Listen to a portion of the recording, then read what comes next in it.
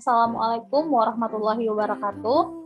Dalam kesempatan ini kami akan menyampaikan hasil diskusi kami pada agenda 3 ini mengenai analisis dan evaluasi penerapan pelayanan publik berbasis digital di tingkat universitas, yaitu Universitas Negeri Padang. Nah, dalam kesempatan ini kami membahas mengenai e-learning di Universitas Negeri Padang.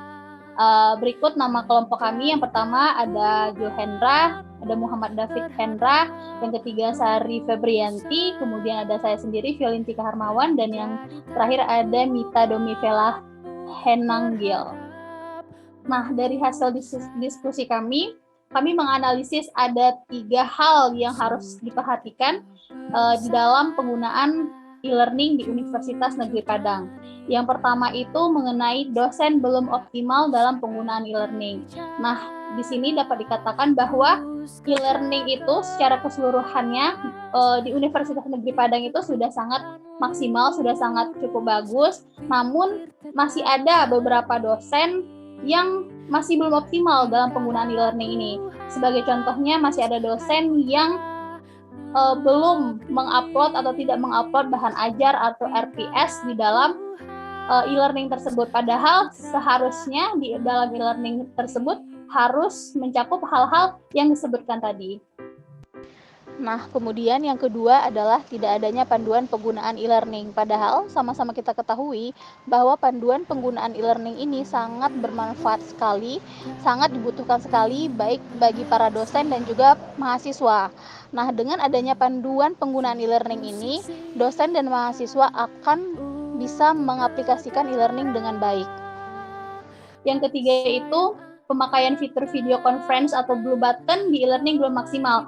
Nah, ini disebabkan karena server yang digunakan untuk akses e-learning ini sama dengan server untuk akses websitenya. Sebelum kita masuk ke 3 poin analisis yang disampaikan sebelumnya, mari kita lihat, kita login pada akun e-learning Universitas Negeri Padang ini. Kita masukkan username dan password, kita login. Nah, ini adalah akun dosen. Pada analisis yang pertama adalah dosen belum optimal dalam menggunakan e-learning ini. Jadi ketika dosen memiliki mata kuliah yang banyak, kadang dosen tidak menginput RPS, tidak menginput modul, tidak menginput silabus, tidak menggunakan absen di e-learning, padahal e-learning ini sudah disediakan untuk bisa digunakan secara maksimal. Namun penggunaannya belum maksimal karena dosen kadang malas dalam menggunakan e-learning. Analisis yang kedua, di e-learning Universitas Negeri Padang tidak terdapat panduan penggunaan. Dilihat pada home button juga tidak terdapat info-info terkait dengan panduan. Di dashboard juga sama, hanya info terkait dengan pembelajaran. Nah, di panduan kita lihat hanya terdapat e-modul pembelajaran daring. Analisis yang ketiga adalah pemakaian fitur video conference atau Blue Button di e-learning belum maksimal.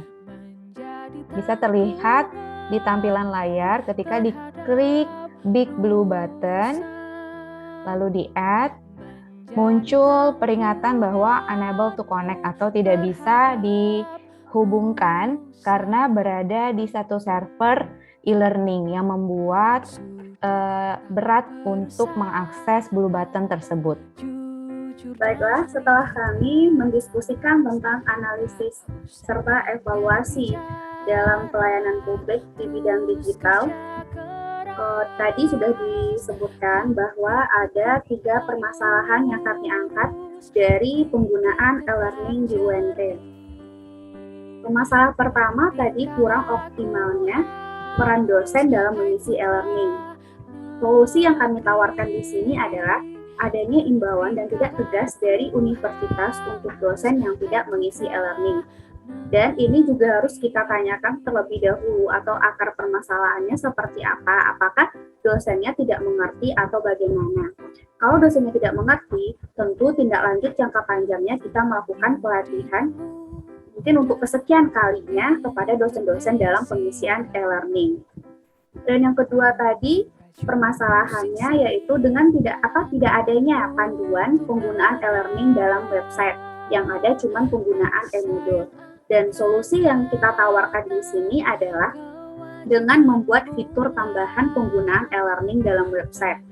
Ini mungkin sangat bermanfaat ketika dosen mengisi e-learningnya, tiba-tiba dia lupa apa yang harus dilakukan. Dengan adanya fitur panduan ini, maka dosen dengan mudah menggunakan lagi apa-apa yang harus dikerjakannya dalam e-learningnya. Dan yang kemudian yang terakhir yaitu adanya website Big Blue Button yang penggunaannya belum optimal. Padahal Big Blue Button ini sejenis video conference.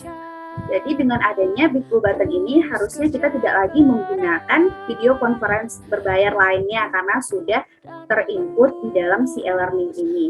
Namun karena servernya belum bagus, akhirnya tidak bisa digunakan secara optimal. Adapun solusi yang akan kita lakukan yaitu pemisahan server antara website e-learning dan Big Blue Button. Tentu saja ini menyangkut tugasnya IT di Universitas Negeri Padang agar server ini lebih bagus untuk kedepannya. Sekian, terima kasih.